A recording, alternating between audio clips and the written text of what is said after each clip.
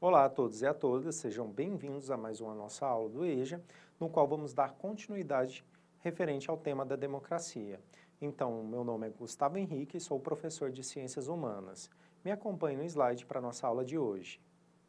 O tema que iremos trabalhar na aula de hoje é a democracia moderna e a diferença entre democracia e ditadura.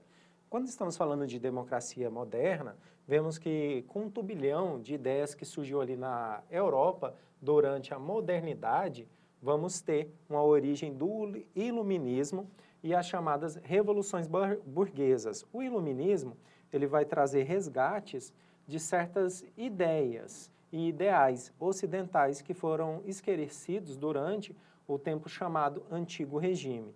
Aí vai tratar-se de pensar em uma ampliação de conceitos de soberania, agora uma soberania popular, em que a população vai ter uma efetividade de participação ou de escolher um representante democrático ali para representar os seus interesses de forma política. Para tanto, era necessário ali reavivar a ideia de democracia dos gregos antigos e trazer uma nova forma de pensar a política, sem estratificação social, como acontecia no sistema aristocrático europeu até então. E os ideais de liberdade, igualdade e fraternidade, inclusive esses ideais, que eram uma famosa citação da Revolução Francesa, foram entoados durante muitos períodos, desde a Revolução Francesa a ter influências em outras nacionalidades. Então, são uma forte forma de símbolo ali da democracia moderna, que vai nascer ao mesmo tempo que o republicanismo. Porém, vale lembrar que a república e a democracia não são sinônimos. A democracia moderna prevê a criação de um Estado de direito, onde todos são, a princípio, livres e iguais perante a lei. Não importando assim a sua origem, nem a sua classe social, cor, religião ou credo. Então, aliás, o Estado democrático, ele deve ser laico, para que contemple as pessoas de todas as religiões existentes. As democracias mais maduras datam do mesmo período em que cresceu o pensamento iluminista europeu no século XVIII. E podemos citar também a França e os Estados Unidos como as mais antigas nesse sistema democrático.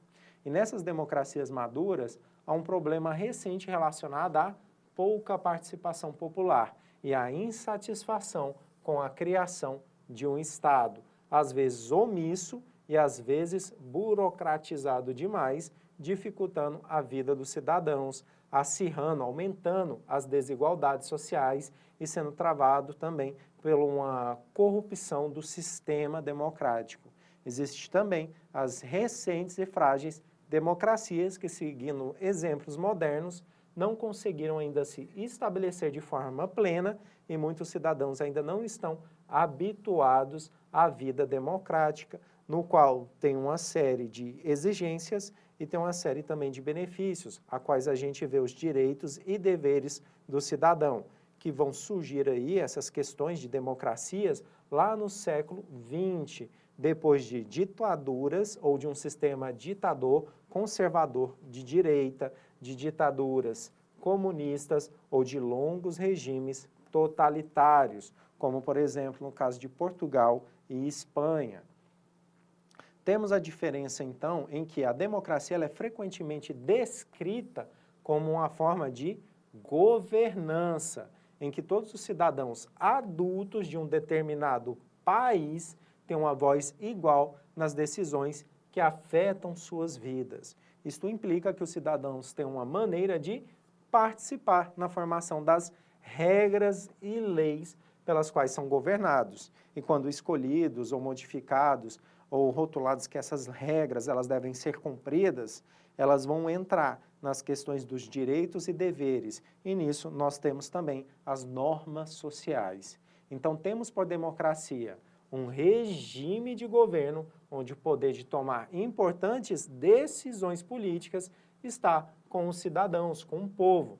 E a democracia, o governo do povo para o povo. E se opõe às formas de ditadura e totalitarismo. Em um país democrático, os representantes sempre são eleitos pelo voto popular, existe um período de tempo para mandato, a partir disso, então, os eleitos, eles são representantes do povo, eles não estão acima do povo, eles estão a trabalho pelos interesses do povo, por isso são representantes, em que o poder é dividido em esferas e as leis e ações do governo sempre passam por votações em suas esferas. No caso aqui no Brasil, a gente tem o poder legislativo, executivo e judiciário. Então, são essas esferas e cada um tem a sua responsabilidade. No caso da ditadura, chama-se atenção pela imposição, a obrigatoriedade de uma obediência a um líder, é considerado também um regime político caracterizado oposto à democracia e podem existir também regimes ditatoriais de um único líder que acaba sendo vitalício, no qual não tem uma eleição popular e ele não aceita. Então, esses regimes provenientes, temos como, por exemplo, o nazismo, do fascismo e do socialismo real, ou coletivos como vários regimes militares que ocorreram na América Latina no século XX. E no regime ditatorial, a escolha dos governantes é feita por eles mesmos, sem necessidade de uma aprovação popular. E muitas vezes também esse sistema de regime ditatorial caracteriza-se por ter um ditador, uma pessoa que detém todo o poder, manda e desmanda como quer, e a população é obrigada a realizar tudo o que esse governo deseja, e esse ditador, ele muitas vezes se mantém nesse poder através das forças militares.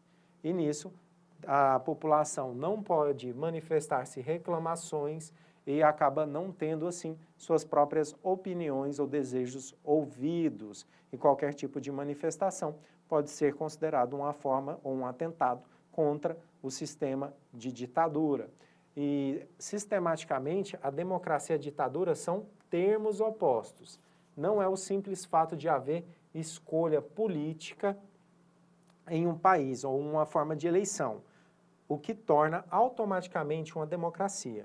Muitas ditaduras permitem eleições para que o processo político pareça mais legítimo, porém, ele acaba sendo fraudado nesse sistema. E a ausência de participação da população nessa política e outros fatores podem determinar e denominar o que chamamos de um governo ditatorial ou de um sistema de ditadura.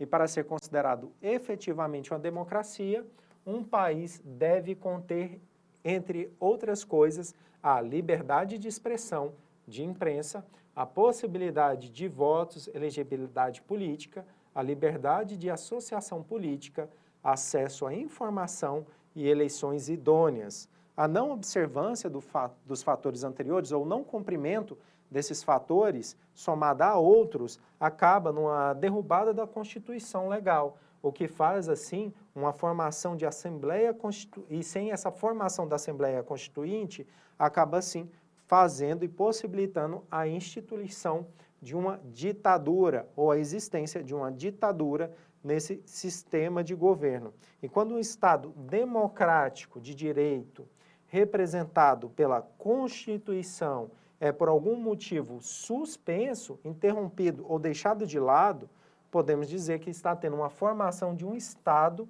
de exceção, que é uma característica de uma ditadura. Essa ditadura que vai romper com as obrigações do Estado para com a população, vai exigir um monte de deveres, negando assim os direitos da população e fazendo com que eles cumpram só os deveres, e assim também tentando anexar um representante único e impedindo os direitos a votos da população para a escolha do seu representante. Vamos ter um filósofo francês contemporâneo, Jacques Rancière, que escreveu um livro intitulado O ódio à democracia, em que ele disserta sobre a crise democrática que tem assolado os países do século XXI. Rancière afirma que a democracia é o regime do dissenso, e isso tem promovido a cisão da população. É normal que haja discordância dentro de um regime democrático, mas que deve haver também respeito mútuo por todas as partes e respeito à democracia. E deve haver uma tentativa de construir-se um projeto comum com base na discordância. Então, aqui na ideia do Racière, além da gente ter o direito de liberdade de expressão, nós também temos o direito de opinião, que cada um de nós, apesar de ter nossas opiniões subjetivas, temos esse direito de estar expondo essas nossas ideias, colocando elas a par, seja de uma crítica, de uma votação ou de pessoas serem a favores ou não. A partir disso também a gente tem essa capacidade de união para tomar decisões e desenvolvimentos visando o bem comum e o que é melhor para a população ou para a grande maioria ali da população. Então, a partir desse momento em que os setores autoritários não respeitam os seus adversários, não respeitam a liberdade de imprensa, não respeitam também a liberdade aqui de opinião, tem-se um início a um processo de ódio contra a democracia que pede o fim dela para que o adversário e sua posição política sejam eliminados. E daí que anseia a luta e anseia o sistema de desenvolvimento da ditadura. Então, no texto, ele já fica muito bem claro que a gente tem que tomar cuidado com os tipos de direitos nossos que são retirados, principalmente se esses direitos for de liberdade, a expressão, a opinião e também a informação. E caso algum governo venha tentar retirar isso, a população tem que ficar atenta para que não haja uma tentativa aí de se impor um sistema de ditadura ou totalitarismo. Terminamos nossa aula por aqui. E bons estudos!